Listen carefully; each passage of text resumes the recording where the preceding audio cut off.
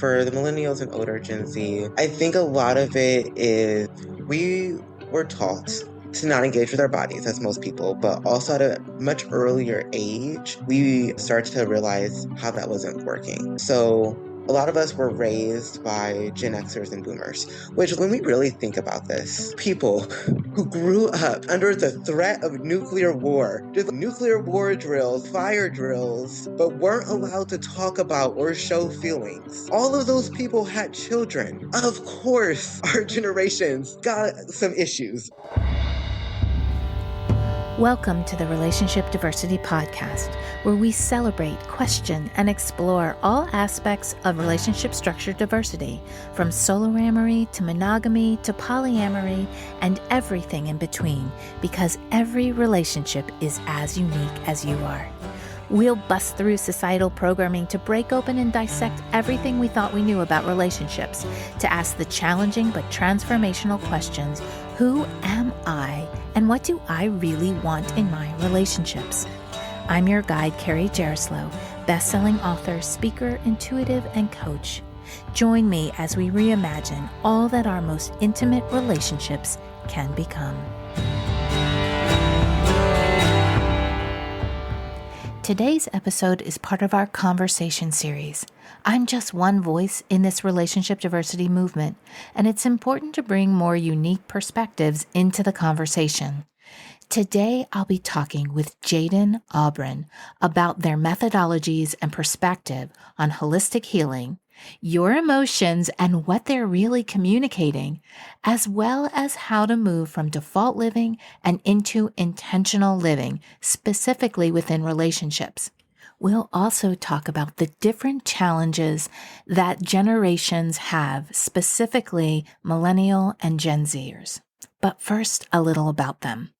Jayden Aubryn, they, them, is a Black, queer, non-binary, and ethically non-monogamous psychotherapist, personal trainer, and DEI consultant. They believe in the holistic healing of trauma using movement, music, art, food, and everyday interactions so that healing can be accessible and fun. Let's get into the conversation. Hello, everyone, and welcome to this episode of Relationship Diversity Podcast. Ooh, I am so excited to have my guest with me today. Today, I have Jayden Aubryn here, and they are going to talk about intentional living and intentional decisions and choices in relationships. This is their specialty, and I'm so excited to get into this conversation. So welcome, Jayden, to the podcast. Thanks so much for having me. I'm really excited to be here. I'm so happy to have connected with you because I feel that you have experience, education, and knowledge in an area that maybe I know, but I know with my generation, which is Gen Xers, but you have a lot of experience with millennials, Gen Zers, and even Gen Alphas. And so I'm really excited to get into this conversation with you.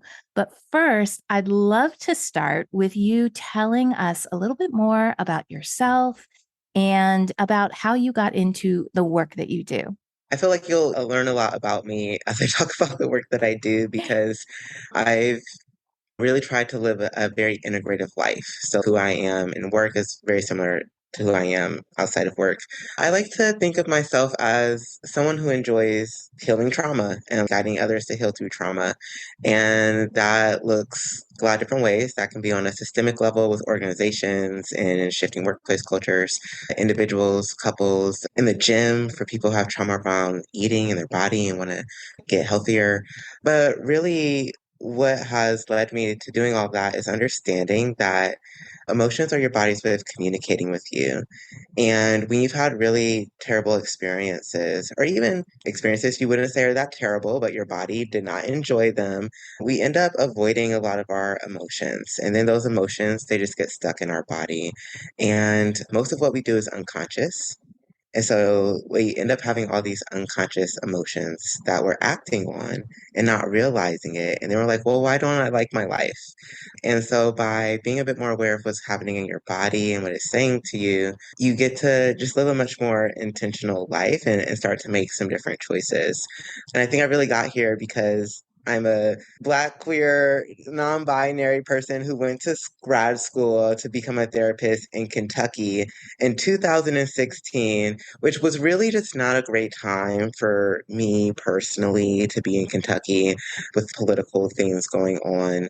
I had to have a very open mind. I was learning all of these things, and I was like, this wouldn't work for me. Like as a therapy client, or I've been in therapy and that didn't work for me, or that wouldn't work for my friends.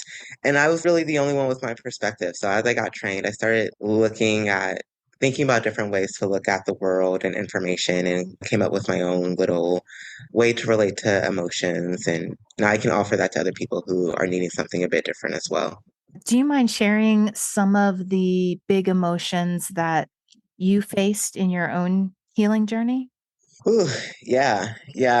I struggled a lot growing up with emotional regulation, specifically with anger, had quite a temper. It's really funny because I think my therapy clients now, I mean, I know 'cause they tell me, they're like, oh, you wouldn't understand, or you don't know how hard it is. And I was like, yo, you y'all don't know, and if you knew you probably wouldn't want me to be your therapist. The things I did were wild. But yeah, I really struggle with anger, and then also I had a very low sense of self. I couldn't be alone. I would just not eat sometimes because I was too afraid in undergrad to go to the dining hall and sit by myself and eat. So if I couldn't find a friend to eat with me, I just wouldn't eat, right? I couldn't be alone. And I really struggled in relationships. I struggled with jealousy. I struggled with, does anyone actually like me? Just any security in a relationship. It took me quite a while to figure out how to have that. Thank you for sharing and vulnerably sharing that. I think that a lot of people get into therapy or coaching because they have gone that path. They have Yeah. worked and found holes in maybe the types of therapy that they've done and want to help people also get from that really wounded place to a more wholesome place. Wholesome meaning whole, not Mhm. wholesome. And so when you talk about emotions are a way of your body communicating with you, what did you feel that the anger was communicating with you? What was it saying to you? I feel that anger is usually telling me that my boundaries have been crossed, or just maybe I'm not moving in a value aligned way, or I'm not in a value aligned environment. And I think that growing up, I had a lot of anger because as children, we're not always listened to, we're not always respected. And there were harmful things that happened in my family, and I was taught to just be okay with them and to just move past them. And that was not in alignment with my values, which I didn't know at the time, but it wasn't. And a lot of my boundaries were crossed emotionally, physically, and I was supposed to just move past it because they happened from family members, or friends don't hold grudges, or whatever it was. And I never really got to honor that emotional expression. I also didn't know how to express anger productively. No one taught me how to do that. And so when I realized that I had a right to be angry at my situation, I wasn't just being ungrateful or anything like that. Like I know it was a valid emotion. It really just gave me that permission to just be like, okay, you're angry. Tell me why. That makes sense. What do we do with that? And as soon as I did that, the anger went away because they Mm. didn't have anything to tell me anymore. I got the message.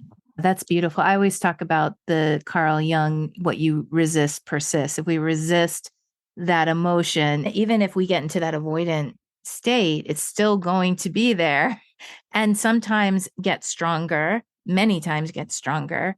And so with the information that you have, and the reason why I keep coming back to your stories, I think stories are so powerful. We learn from other people's experience. But now when you feel that anger, you now have information about what that anger might be telling you. So I would think that that would then give you the opportunity to maybe respond in a different way. Do you find that? Yeah, for sure. I think now I am very inquisitive of like, okay, I'm I know I'm getting angry and I'm no longer quick to anger. Mm. Before I was like, I can get angry over anything. So it was a little hard to trust that feeling. But with being not as quick to anger, I'm like, oh, I'm feeling angry now. This is not where I typically am emotionally. What is going on? Why am I feeling this way? What boundary is being crossed? Do I feel like the amount of anger I'm experiencing is equivalent to the situation that's going on? Because if not, then I need to look a little bit deep. Like, what's going on underneath that? And if it is, yeah, I'm going to vent. I'm a dancer, so I'm going to dance or I might go to the gym. There's so many different ways to engage with anger. I might angrily journal or just listen to angry music, but it's this balance of honoring the anger and also figuring out, like, hey, what are you actually trying to tell me, body? I love those two aspects of it, honoring it and not shaming it. Because there was a time probably in my teenage years that I had anger, but I was told a lot in my life that I'm too sensitive. And that kept me from sharing my feelings because I felt very shamed by it. It was always said to me in a way that it was bad, not that it was a good thing. So I love that honoring. And when I started to honor my sensitivity, then I realized, oh, I actually am very empathic, and it helped me in terms of I was director, it helped me in terms of my directing and my coaching and writing and all of that. So it became a positive thing and not something that I was feeling really bad about. So honoring is such an important part of it. And then you said really conversing with it and understanding the deeper message, because I do believe that those kind of things are working for us if we allow it to. I feel like we want to go back to wholeness. You talk about that in terms of this holistic healing that you do. Can you talk a little bit more about what holistic healing is and how you integrate that into your work? I define holistic healing as one, breaking down these barriers that we've made between mental, physical, sexual, spiritual health. I always say we have one fat sack and it does not care about our distinctions for insurance purposes. We're an organism and we're operating as a whole thing. And so when we're looking at health, I want to look at all of it. If you're telling me you had an unusually bad week, the first thing I'm going to ask is how's your eating and how's your sleeping? Mm. I'm going to ask about your physical health. I might also ask about your poop Mm. because honestly, if you ask someone how they're doing and you answer with the quality of your poop, everyone has a very good idea of how you're doing emotionally. Wow, I love that. Okay, go into that just for a moment. We'll continue on this conversation, but go into that a little bit more with examples, because Well, that's yeah. fascinating. And I agree with you. I've done a lot of fasts and cleanses and things like that, but I want you to explain it with your words. Yeah, well, if you are really constipated, you might be stressed, you might be emotionally constipated. I've had people like, I can't express my feelings, and then they have an increase in constipation. If you're having diarrhea, that doesn't feel good. You can feel this emptiness in your stomach after diarrhea. And what we know when you're having diarrhea, you're actually not absorbing the nutrients as well as you Mm. need to. And a lot of the chemicals that are being produced when you're experiencing stress and anxiety, they happen in the stomach. So there's a lot of stomach things that are correlated with mental health. Even if you're doing a cleanse, okay, that means you're in a transitional time. There's something going on, and you are intentionally putting your body through a type of stressor to have a particular outcome. And so, like, you're in this transitional times are going to be a form of stress. And so, we can expect that your body is responding to stress, and not all stress is bad stress, right? But your body is responding to a stressor, and we need to wait a time period and see what is going on maybe in a week after the cleanse is done, or like whatever the cleanse guidelines are, right? We're going to be attentive to that. So if you're having any mood shifts, we're like, oh, okay, it's not because you're a terrible person, it's because you're in the middle of a transition. Hmm.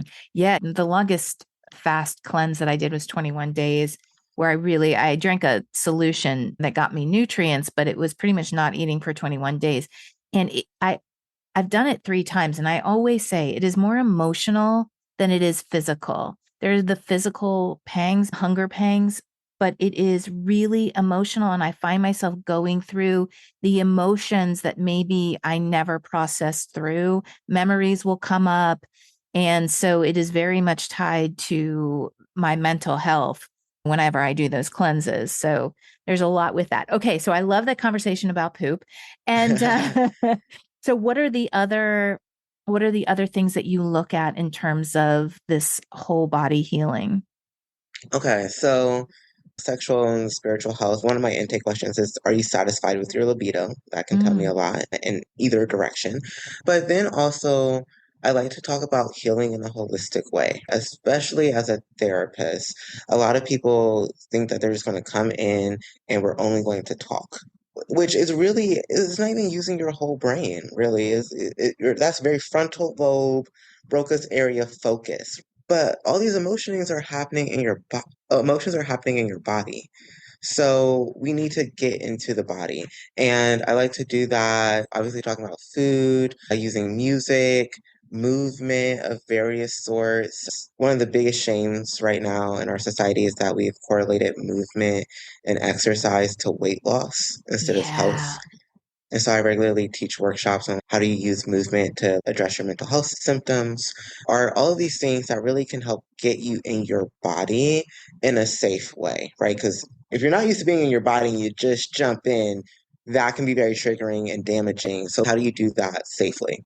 And so there's a physical body component, emotional, mental, and I really do appreciate it. I've talked about this many times before. My first experience with therapy was very much talk therapy, and I was so angry about it because I process things in my mind a little bit differently, and I just felt like I was just spinning wheels with that therapy. So, what about a spiritual aspect? Oh yeah, yeah. I think spiritual health is so important and really making a big distinction between spirituality and religion here. Definitely. Um, And when I'm looking at someone's spiritual health, I'm looking at their values, what brings them meaning, how do they connect to things that are bigger than themselves? That could be community organizing. I've had clients who have found spirituality in the BDSM and kink community, and being part of that community is bigger than me. It could be connecting with nature, it could be your pets, but this connection to something bigger than yourself.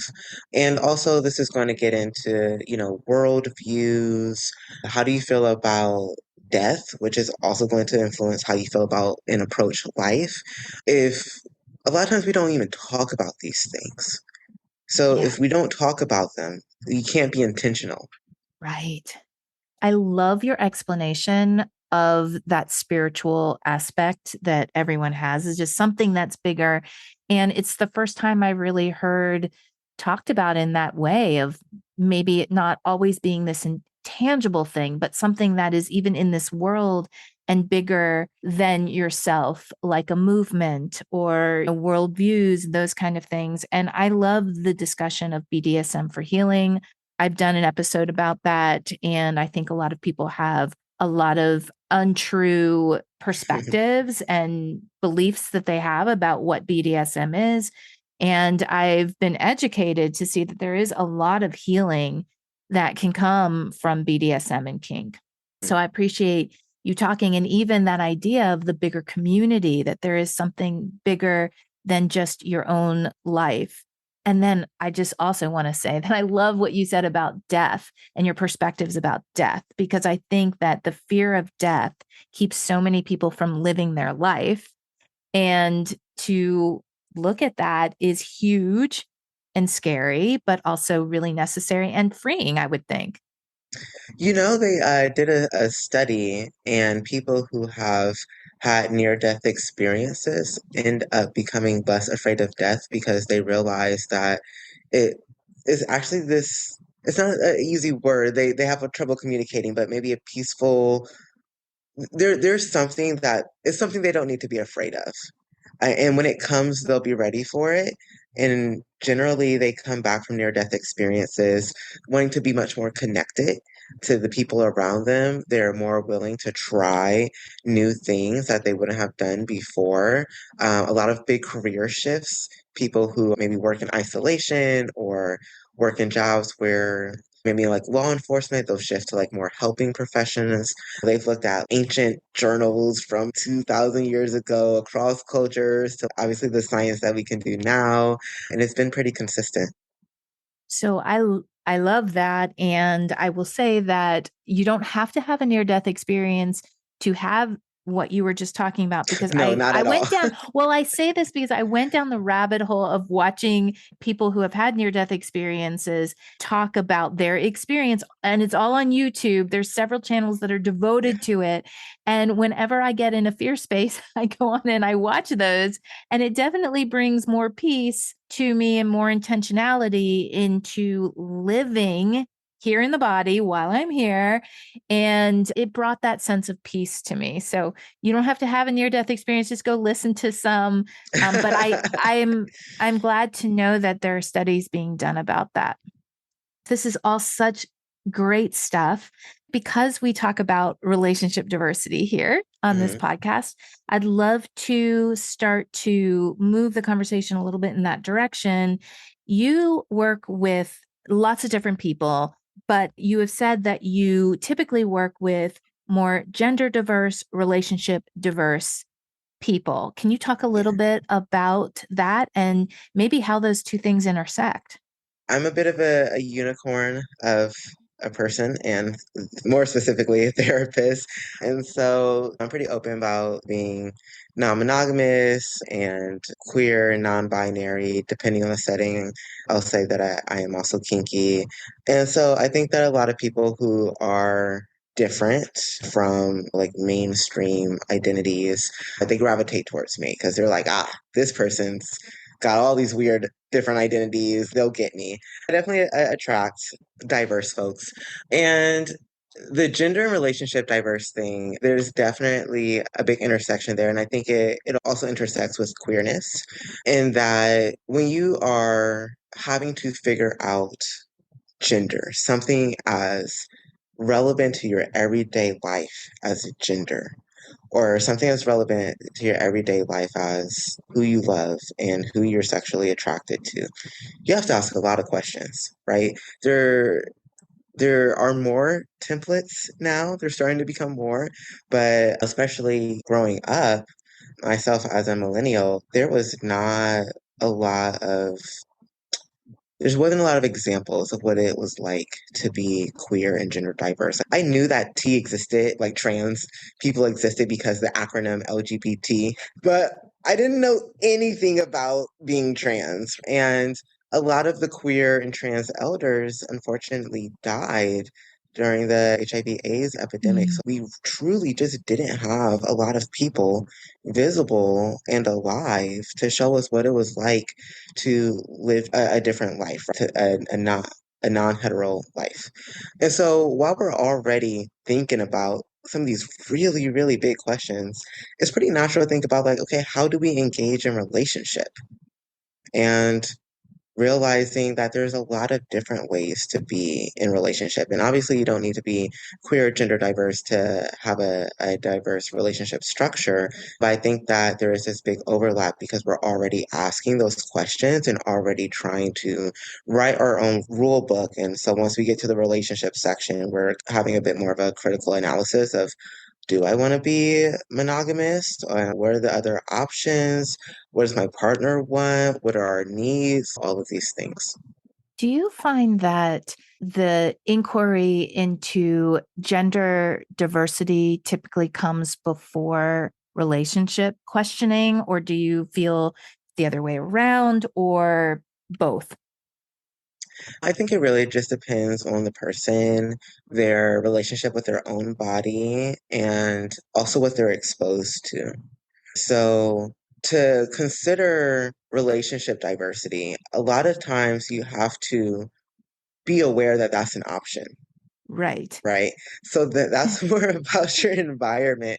Growing up, I hardly ever dated. I didn't have any partners through high school. I always thought dating was dumb. I didn't understand casual dating. I was like, why would I tie myself down to one person when I could do all of these things with multiple people. That didn't make any sense to me. I was like, if I'm not in love with you actively, why would I date you? Mm.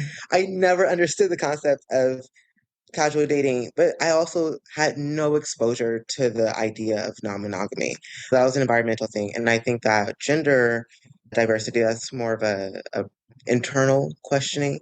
Also growing up, I always knew I would say I feel like I was a guy, a male in my past life, or I would say it's like, man, if bi gender was a thing, if I could be two genders at once, I think that's what I would be, not realizing that it was a thing. But I always had an internal sense that I was not female, which is what I was assigned at birth. And I would dress in various ways. I feel like I'm very gender fluid. So there are one days I come in with baggy pants and very masculine presenting, and the next day I'd be wearing heels. I got to really act on that a bit more because I was checking in with myself. But also, if again, checking in with your body is really traumatic and difficult or dangerous. I luckily lived in a place where I could do a bit of that exploration and not be at risk of death too Mhm. much. So it's very individual. Yeah, I can hear that. And I think for some people, gender identification is very much an internal job. It's all about, you talked about knowing yourself and knowing what feels right in your body. And I do think for some people, relationship diversity is also that way. And it sounds like that for you, is that you knew somewhere, even though you didn't have the words for it, that why would I want to tie myself down with casual dating? And so there was this knowledge that came from inside of you. And I always say that to know what you want, you need to know yourself. You need to know who you are as best as possible. And also understand that you're always evolving. So there is always an evolution that happens in relationships too. But you're right, the education, I think maybe people, even if they don't understand what they're feeling in terms of their own gender identity, and then get education, say, oh, that is what I've been feeling the T in the LGBT, but I didn't know that that was what I was feeling.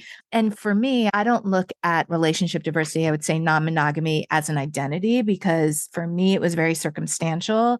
And it was more in, I guess, my identity as a questioning, always asking why. Why is it that way? Maybe that is my identity, of being someone who's just always questioning things and asking, why does it have to be that way? But in terms of what you said, I don't have that experience of like, well, I always wondered why I would tie myself down. That was, and maybe that was just programming that I had growing up, of that's just, I only saw monogamous relationships, that's all I was shown.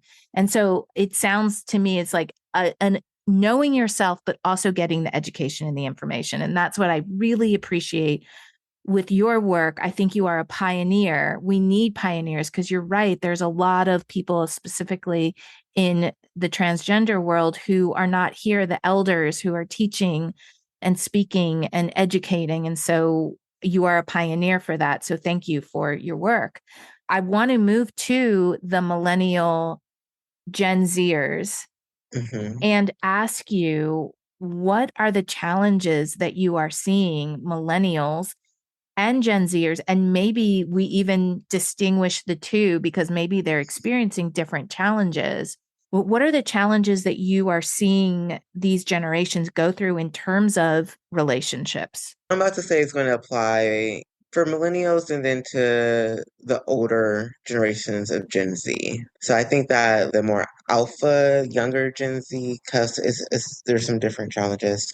But for the millennials and older Gen Z, I think a lot of it is we were taught to not engage with our bodies, as most people, but also at a much earlier age we start to realize how that wasn't working. So a lot of us were raised by Gen Xers and boomers, which, like, when we really think about this, people who grew up under the threat of nuclear war, did nuclear war drills, fire drills, but weren't allowed to talk about or show feelings. All of those people had children. Of course, our generations got some issues. That's generational trauma, like so clearly. As you were saying, of being told that expressing emotions made you too sensitive and that was undesirable. Okay, well, children do express emotions and we're taught not to do that. We're taught to disconnect from our bodies. And so I think that that's a challenge that a lot of generations have had. But Gen Zers, we also got the internet at a bit of an earlier age. And so there's a bit more of us realizing, wait a minute, something's not right here. And I can now connect to other people. I'm not just stuck in my little ecosystem of all of us are being traumatized in the same way. I go to school and I'm like, oh yeah, my mom did this thing to me. And they're like, oh yeah, my mom did that and worse. And we're like, okay, well now I'm realizing this was all abuse and we were just commiserating. And it took being able to meet other people from other communities and find out about people who had different ways of living and different ideas and different values. Be like, oh, wait a minute. One, I can do things a different way. And two, what I went through is harmful. And how do I get there? Oh, I need to check in with my body. Why can't I check in with my body? Oh, because I was taught not. Or like, I think that is what's so special about this age group is we start to figure it out. And I think the younger generation, they have this information even earlier, which I actually think is starting to become harmful. In what way? One of our body's coping mechanisms when we're going through difficult things and traumatic things is to downplay it.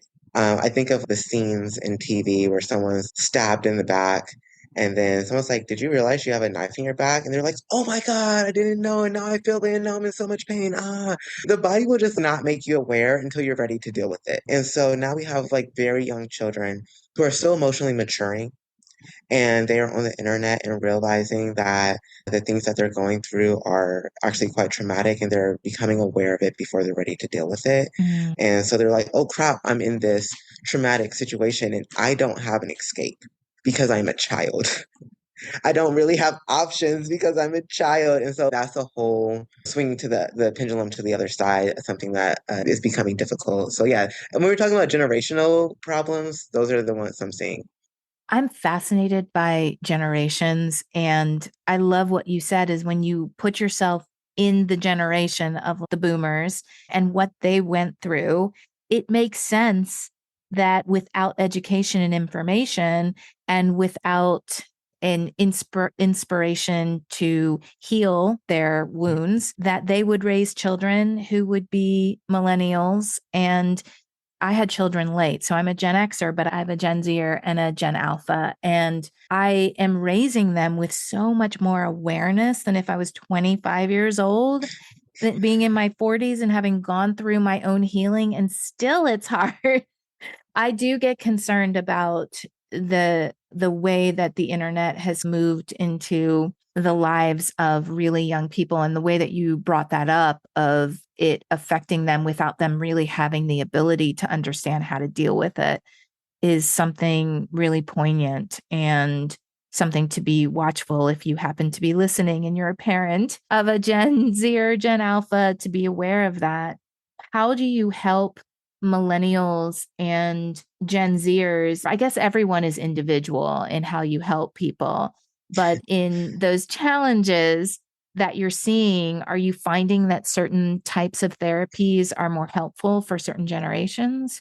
This is it's a very broad statement because yeah, this is individual, but I do find that oftentimes younger generations are more open to doing weird things in therapy. It's Mm. so much easier for me to get a 20-year-old to just shimmy and shake around in therapy than it is my 60-year-olds. And not that they won't do it, but overall, I think younger folks can sometimes have just a bit more openness to the things that they're going to try.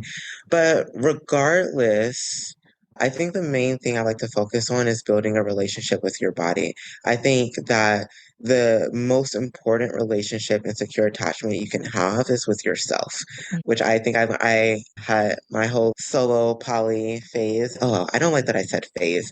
It was right for me in the moment. My life has shifted. So my priorities have shifted. It was a great time, loved it. But yeah, in that I am able to connect with others so much better because I know how to connect with myself. And if I can understand that sometimes my body tells me hard things, but I need to hear it. And sometimes my body is just on one and being super ridiculous, and I'm sobbing over a bag of hot Cheetos, and we just need to get through it. I can understand that sometimes my friends also have those moments, and it's not that they hate me, it's not that our friendship needs to end or anything like that. It's just there are waves and things. And I think that really connecting to yourself underlies all healing. And so what I really work with my clients is how do you connect to yourself? And so generationally, I speak to a lot of the narratives that we were exposed to. I do think that there are some different narratives with millennials versus Gen X versus Gen Z. And so I try to be aware of that and help others be aware of what were the societal narratives at the time and how they were maybe harmful and or no longer useful, and work with them on checking in with their body to then create a new narrative. I really appreciate what you're saying. And I bet that you get a lot more out of your therapy work with clients looking at the differences of the generations, because you're right. There are different narratives that a 60-year-old would have than a 20-year-old, very different narratives. And I think anyone who's out there listening to think about what generation you fall in and what the narratives are, because we always say that it's not a one size fits all for therapy or really anything in life. And I say that in relationships, there is no one size fits all. That's why when someone starts to enter the world of relationship diversity and doing their educational part of their exploration, to know that we all come into relationships differently with different programs, different beliefs, and that is generational, yes, but also familial and cultural. It has all of this programming to really commit to looking at the programs and questioning and getting information, and even just awareness will help you be much more successful in your exploration, whatever the end experience is going to be. And there is no end, I think, until you're dead. But having that with education, and this is again why I love what you talk about making informed decision, moving away from default living and into intentional living. And Mhm. so if someone is out there listening and they're like, okay, yes, that makes a lot of sense, but I have no clue how to start. I'm realizing, yes, I've been living in my relationship from a default mentality and I've just been doing it because that's just what I do. But now I want to be more intentional. But how do I start? Jayden, what would you say is Mhm. the first step that someone can do to start moving into more intentional living? I would say the first step is to understand and write down your values. And there are tons of values exercises online. You can just Google values exercise and they'll give you 100, 200, 300 words of all quote unquote positive values. They're all like values that we can get behind. But what are your top 10 out of those? What are your top five? What are your top three? And doing that exercise with clients also set time limits. You need to figure out your top 10 in, depending on the client, like 5 to 7 minutes. Or else you can start overthinking it when the idea is to allow your emotions to help you decide. So what is your like, I gotta figure it out right now. That's probably what your values are. And once you figure out your values, then you can ask, well, what in my life is more helpful or more harmful to moving towards my values, right? Because there's nothing you should or should not do. If your value is freedom and flexibility, and you're in a monogamous relationship with 4 kids and you can afford to ever travel, that's incongruent. Not saying just leave your children, but Right. you might want to consider how you can add a little bit more freedom and flexibility into your life, how you can travel more, how you can have some spontaneity. What would that look like for you? It's not an all or nothing thing. I think that a lot of people just want to be like, oh my God, I'm completely living inauthentically. And now I have to just move into this place where I'm totally free. But you're right. There are these baby steps that can lead you to it, even if it's just having an afternoon where you go for a walk or go for a hike or something to feel that little sense of breathing in fresh air and feeling that sense of freedom, that there are baby steps that can be taken. But I love that exercise. So make a list of your values, your top 10 values, then narrow it down to your top five, then possibly your top three, and then asking yourself in your life what's helpful and what's harmful based on these values. Is that right? That's correct. And then just one quick word of caution with growth. Sometimes when people will be like, oh my God, I am living an authentic life. Let me change everything. Or they change one thing. They're like, that feels amazing. I need to do it all. And they try to move too fast. And this is very akin to being like, you know what? I want to be able to bench press 300 pounds. And so I'm going to go to the gym every day for 3 hours. When you do that, you're probably going to injure yourself. You're going to burn Mm. yourself out and likely create negative experiences that are going to disincentivize you from doing more of this work going forward. It can be really exciting. There's definitely some dopamine rushes that come with healing. It can be really frustrating when you aren't moving as fast as you want. I had a client recently describe it as on this journey, I feel like I'm in the flyover states where everything looks the same. I know I'm moving, but like, wow, this is a lot of corn. Right. Understand intellectually what you're doing, make a plan, program your workout, right? Your mental health workout, stick to it so that you don't injure yourself and so that you can go through the ebbs and flows of, oh my God, this is great, and oh my God, this is terrible, and I don't want to do this anymore because burning out doesn't help anyone. Well, that is a powerful analogy about working out. And through my own non monogamous journey, I will cheer what you just said. And I think it takes a level of patience and resiliency and also vision, knowing really where you're going or the general direction of what you're wanting, but allowing it to unfold in the healthiest way possible. That doesn't mean that every single moment is going to feel healthy. You're breaking down a lot of really old programming, and it just takes time for that to happen. And so, Jayden, if someone is feeling really inspired by your methodologies, how could someone reach out to you? And do you work with people outside of your state? So if you're an organization and you want me to work with your organization or give a training, then I can do that nationally. Otherwise, yeah, therapy, I am limited to Washington State at this time. But I am going to be starting a Patreon soon where it's a Oh, lot of these types of concepts and walking you through how to use certain skills and practical applications. My plan is to launch it in April. So that'll be coming up. And also, my Instagram has a lot of these things as well. I try to make the information as accessible as possible.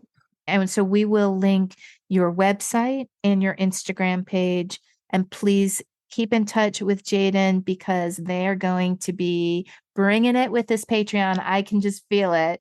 And that would be really helpful. And a lot of times, Patreon, I don't know what your pay structure is, but a lot of times, Patreon has levels, and people who maybe can't afford therapy can afford to support you in Patreon and then also get your wisdom that way.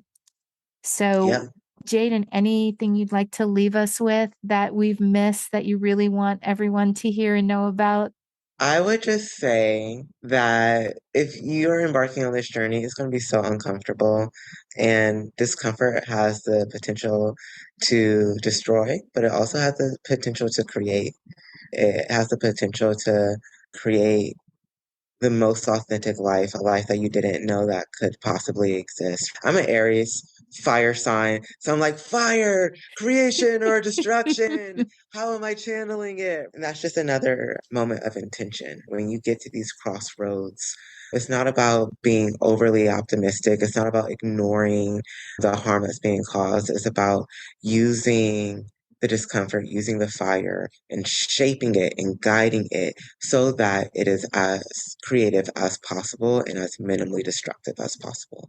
Beautiful imagery to end on.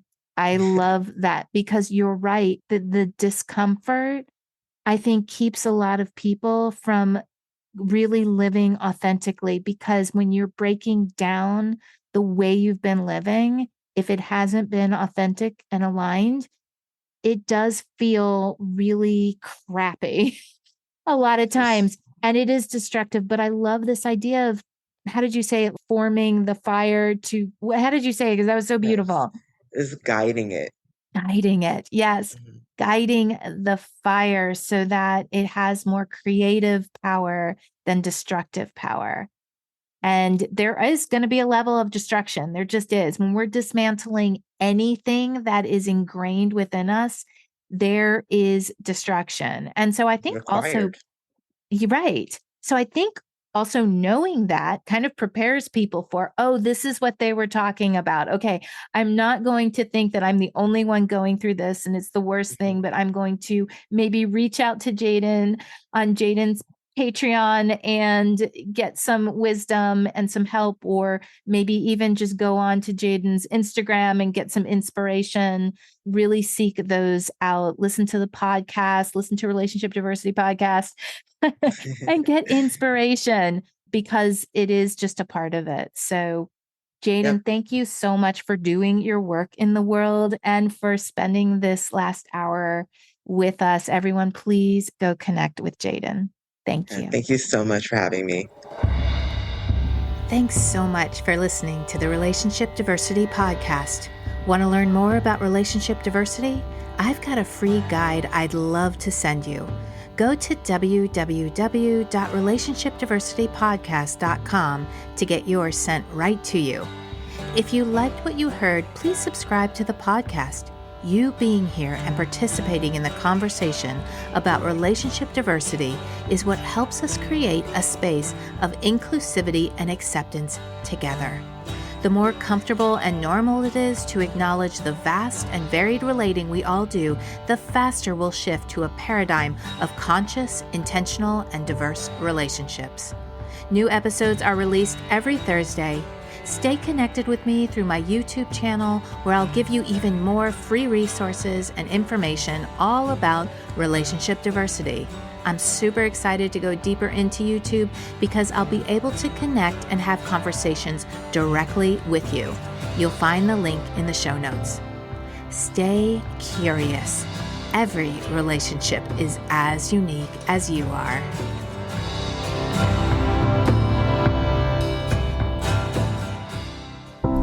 Are you wondering why you never seem to find lasting fulfillment in your relationships? Or do you create the same kinds of relationship experiences over and over again? Can you never seem to find even one person who you want to explore a relationship with? Have you just given up hope altogether? If this sounds like you, my recent book, Why Do They Always Break Up With Me, is the perfect place to start. The foundation of any relationship, whether intimate or not, is the relationship we have with ourselves.